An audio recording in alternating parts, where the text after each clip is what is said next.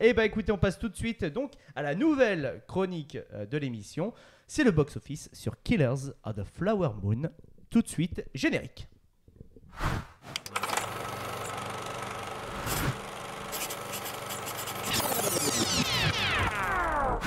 Killers of the Flower Moon, le dernier film de Martin Scorsese avec Leonardo DiCaprio. Tout de suite, extrait audio. Il y a des fois où je me demande si tu m'aimes encore. Bien sûr que je t'aime encore. Alors tue ces hommes blancs qui ont tué ma famille. Et elle a dit qui elle redoutait le plus.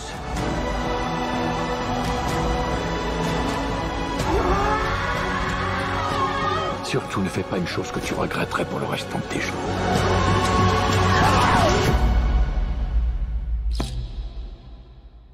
Il me reste plus que ça à des regrets, alors un de plus, un de moins.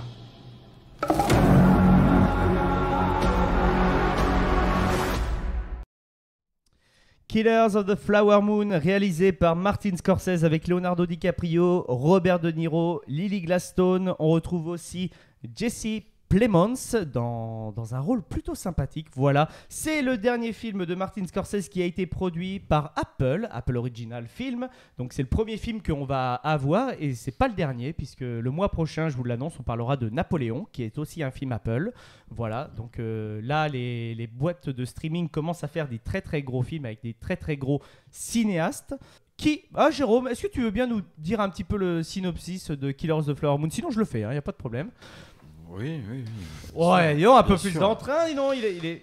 Puis chafouin celui-là. Alors, Et chafouin, dis donc. Merci pour les cœurs, pour la dimension, merci beaucoup, ça fait plaisir. donc Killers of the Flower Moon, ça nous invite à suivre le personnage d'Ernest Buckhart, qui retourne auprès de son oncle du côté de Fairfax, Oklahoma, qui est donc en plein milieu d'une réserve indienne, la réserve des Osages. On va donc plus ou moins orienter son destin, puisque ce bon Ernest n'est clairement pas le couteau le plus affûté du tiroir, pardon. Et donc on va l'amener à être un taximan, qui va l'amener à rencontrer une jolie indienne, qui en plus d'être jolie, a plein de pognon, puisque détentrice, Un patrimoine. Oui, c'est un patrimoine de d'un terre. patrimoine, enfin bref, elle peut toucher des dividendes des compagnies pétrolières qui se sont établies sur leur terre. Et donc, sous l'influence de son oncle, il va tout faire pour que, comme ils le disent très bien dans la bande-annonce, que l'argent coule du bon côté. Et puis, bref, c'est pas mal romancé. On romantise beaucoup, je trouve, ce personnage. Ok. Parce que on lui donne des sentiments, on fait en sorte qu'on s'attache à lui alors que c'est une ordure. Oui. Mais c'est une ordure manipulée parce que c'est un teubé quand même. Hein. Et Voilà, je sais, il y a pas mal de réactions par rapport à ton synopsis, Jérôme. On nous demande si... Là, il y a des gens qui sont inquiets pour toi et ils ont peur que tu manques de sucre. Donc voilà. Merci. Non, ça Donc va, voilà, la glycémie est au top. Un peu Merci. de café. Voilà, en tout cas, tu reçois des petits messages d'amour, des petits cœurs, ça fait plaisir. Voilà, merci. Non, en fait, moi je l'ai vu en français et je l'ai pas ressenti beaucoup le côté teubé. Est-ce que dans le jeu de DiCaprio, on a ce côté teubé? Moi, en français, j'avais plus l'impression d'une naïveté. Ouais, enfin, excusez-moi, hein, du coup, la naïveté et le manque d'intelligence, qu'elle soit sociale ou autre, elle est là. Et puis, très souvent, d'ailleurs, les acteurs américains, vous verrez qu'ils sont comme ça Oui. quand ils jouent un débile. Oui, c'est vrai. Et là, ouais, c'est à fond ça, c'est exactement ce qu'on a sur l'affiche du film, etc. Et c'est ça, c'est... le type, on sent qu'il est pas très très éveillé quand même. Alors peut-être que ça transparaît plus dans le jeu en version originale. En tout cas, en version originale, encore une fois, DiCaprio, De Niro, enfin, tu les écoutes sans les avoir à l'écran et même en les ayant à l'écran, hein, finalement, tu pourrais ne pas les reconnaître. Tellement, Ah oui, t'arrives à mélanger à changer leur voix. Ouais, tellement ils changent, franchement. DiCaprio est bon. Hein, Ah oui, non, puis De Niro, il l'a prouvé maintes et maintes fois. Hein. Là, pour les gens qui l'ont vu en français, Killers of the Flower Moon, ça a dû vous faire un choc les quelques premières minutes, mais le comédien de doublage qui s'occupait de Robert De Niro, on va dire sur les 3/4 du temps, est décédé. Là, c'est un autre acteur qui fait la voix de Robert De Niro, si je me trompe pas. Donc, c'est vrai qu'au départ, ça peut choquer, mais je l'ai trouvé quand même très très bon, justement, le comédien de doublage qui fait Robert De Niro. Et ça aide à la performance pour justement pour montrer que c'était un personnage, on va dire, un peu de de salopard de Niro qui est complètement différent et qui se transforme aussi dans sa façon d'être, même dans sa posture. J'ai trouvé que De Niro, j'ai pas eu l'impression de voir un De Niro, tu sais. De Niro, pour moi, il respire un peu la classe, un peu comme quand on le voit dans le Joker où il est en Murray, un peu, tu vois, c'est très classe. Là, il fait faux cul pendant tout le film. Tu sais, tu sens que c'est un mec. Tu sens que c'est une ordure en fait. Ouais, tu le sens tout de suite. Il y a que Ernest qui le voit pas. Même les gens qui collaborent avec De Niro pendant le film, ils savent que c'est un connard. Tu vois, ils le savent. Il y a que Ernest, lui, qui voit une sorte de vénération pour son oncle, je trouve. Voilà, et c'est plutôt intéressant, c'est bien joué, je trouve, là-dessus. Je pense que le personnage de De Niro, il lui explique les choses, mais il lui explique de manière trop subtile pour que lui le comprenne. Et c'est parce que, c'est encore une fois, parce que il est teubé, mais son frangin Byron, il est pas mieux. Hein. Oui. C'est juste que lui, il est content de faire n'importe quoi pour son oncle. Quoi. C'est vrai. On a une question pour toi, justement, Jérôme, qui est très intéressante. Est-ce que le côté VO du film rajoute beaucoup au jeu de DiCaprio par rapport à la VF? Bon, moi, tu l'as pas vu en VF, donc, mais est-ce que pour toi, la VO est indispensable pour le film, en gros? Je pense que la VO, elle est vraiment pas mal. Je pense que ça retranscrit beaucoup mieux les intentions de jeu de chaque acteur au moment où ça a été fait, et probablement aussi ce que Scorsese, lui, il entendait du jeu, etc. Mais ouais, il y a des chances que ce soit mieux. Au niveau de la subtilité du jeu, c'est peut-être un poil mieux. Donc on nous dit j'irai le voir en VO alors. Eh ben écoute, ouais, je pense que c'est bien, c'est un bon choix. Voilà. Franchement, et le film est intimidant parce que ça fait quand même 3h30 et même en VO, ça passe. Justement, très bon commentaire là qu'on vient de nous envoyer en disant comme quoi rien à voir. On a des super doubleurs, c'est une autre proposition d'acting. Le jeu de l'acteur à l'écran restera toujours plus intéressant. Il compose le perso dans son entièreté. Voilà, je suis totalement d'accord avec ce commentaire. Et Kichi, quel est ton avis sur Killers of the Flower Moon? Alors, juste avant, je vais rebondir sur le fait que moi, j'ai pas ressenti trop. Au tout début du film, oui, on ressentait un peu cette naïveté ou cette petite débilité, mais comme le film s'étale sur une dizaine d'années, sur la fin, on le sent moins. On sent quand même qu'il a pris un peu de plomb, on va dire, même s'il reste quand même sous l'emprise de son oncle, il n'y a vraiment que à la fin qu'il s'en extirpe. Mais voilà, ça m'a pas choqué le coup des yeux. Moi, ce qui m'a perturbé, c'est cette moue avec sa bouche comme ça en avant.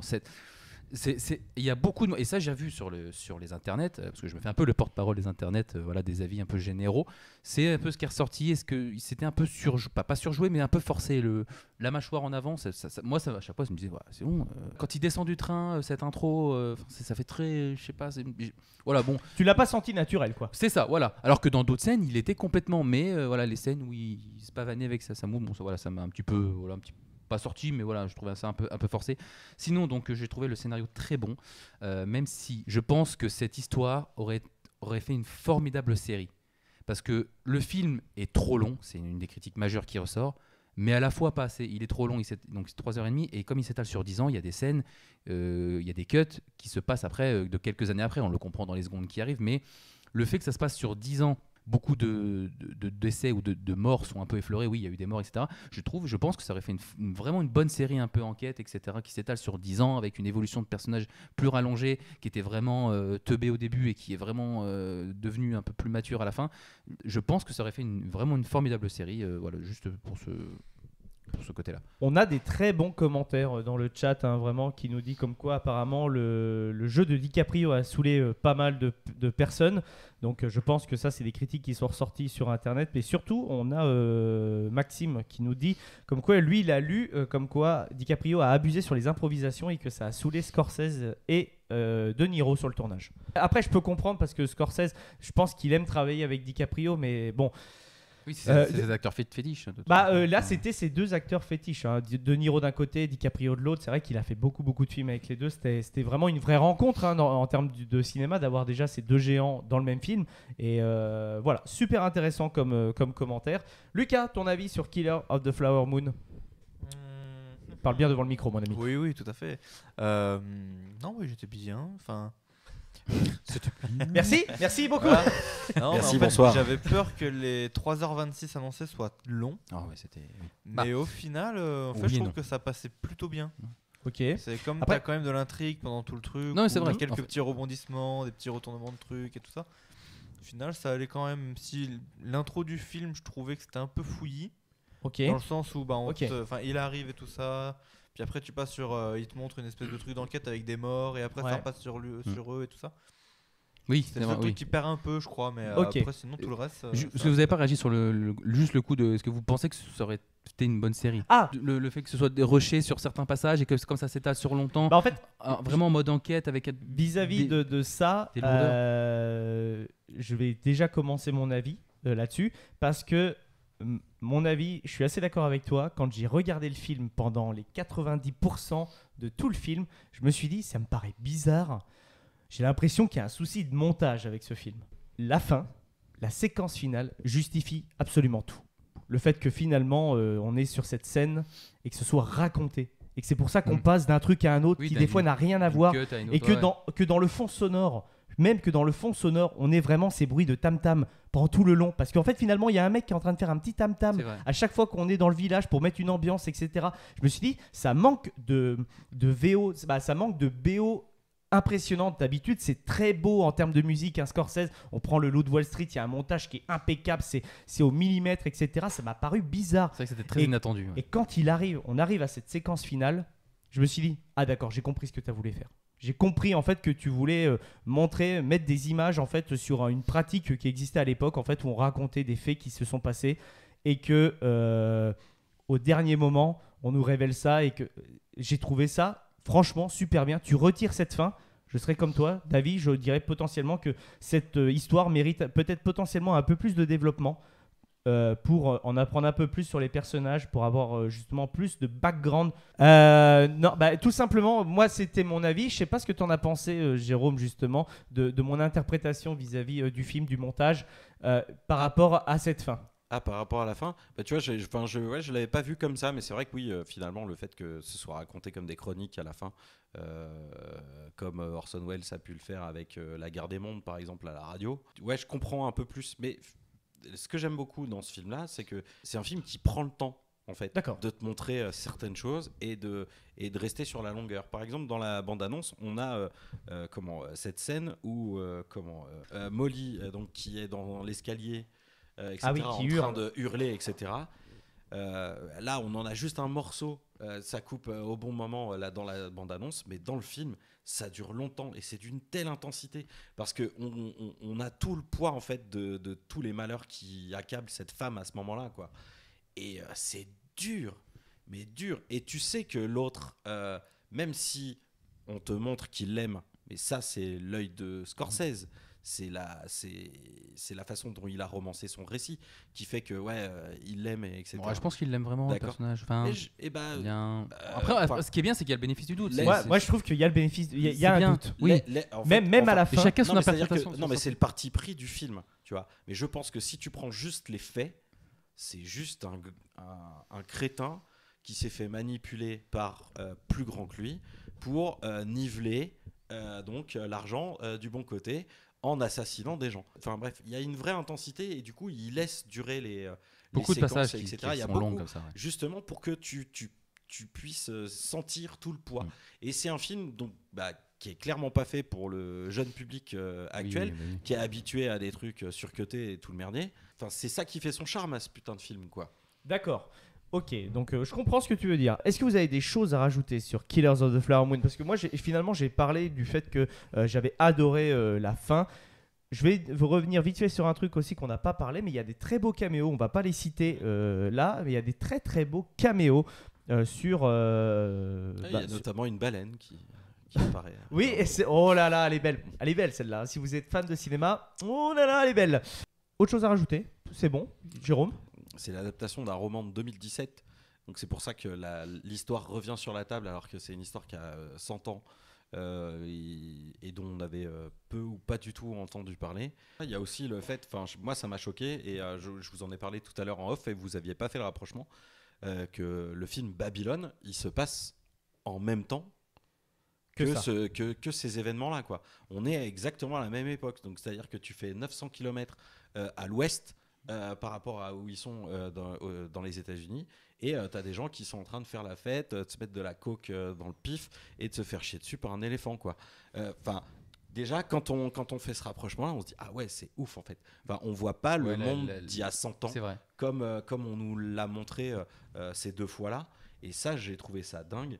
Et derrière donc le titre il est ouf aussi, enfin Killers of the Flower Moon, donc ils sont vraiment plusieurs tueurs. Les Flower Moon, c'est ça, c'est c'est le nom du peuple si on veut, mais en fait c'est parce que déjà ils sont sur une terre qu'on leur a donnée. On les a déjà virés d'ailleurs, c'est ce qu'on nous dit dans l'intro. On les a virés d'ailleurs et on les a mis ici parce qu'on pensait qu'il y aurait rien d'autre que ces putains de fleurs qui pousseraient quoi. Sauf que pas de bol, on a trouvé du pétrole et ils avaient le droit d'exploiter ce qu'il y avait dans le sous-sol, même en tant qu'Indiens. Et ça c'est quand même ouf. Enfin, ça c'est assez dingue. Et donc ouais, Killers, le premier de tous ces tueurs là, finalement c'est le pétrole. Et c'est quand même dingue. Enfin quand on met tout à plat. Et puis j'avais une dernière chose à dire, mais elle est partie. Elle est partie, envolée. Envolée. Envolée. Non. En tout cas, on nous dit que on a intrigué quelqu'un. Il va aller le voir demain. Donc, super. Franchement, contrairement à l'Exorciste, Dévotion, moi, oui, bah alors, je vous rien à voir, conseille oui, non. fortement d'aller le voir. On a de la chance qu'il soit au cinéma, comme on a pu le dire, parce que c'est un film Apple. On ne sait pas si les films Apple vont continuer à être en tout cas distribués chez nous comme ça. Faites une grosse pause pipi avant. Moi j'ai dû quitter la séance 2 minutes. Et c'est là où c'était perturbant parce que le film était quand même tellement prenant. Franchement, pour l'anecdote, j'avais une énorme envie, mais vraiment, mais j'allais me faire dessus. Mais je ne trouvais pas le bon moment parce qu'à chaque fois qu'une scène passe à une autre, je me dis j'y vais. Mais c'était tout de suite une scène qui me dit ah mais attends, faut que je reste parce que là ça a peut-être été ça. Voilà. Et j'ai été uriné sur la scène où DiCaprio est dans le bar et que après je ne sais pas ce qui se passe. Tu sais quoi, cette petite anecdote t'humanise un petit peu.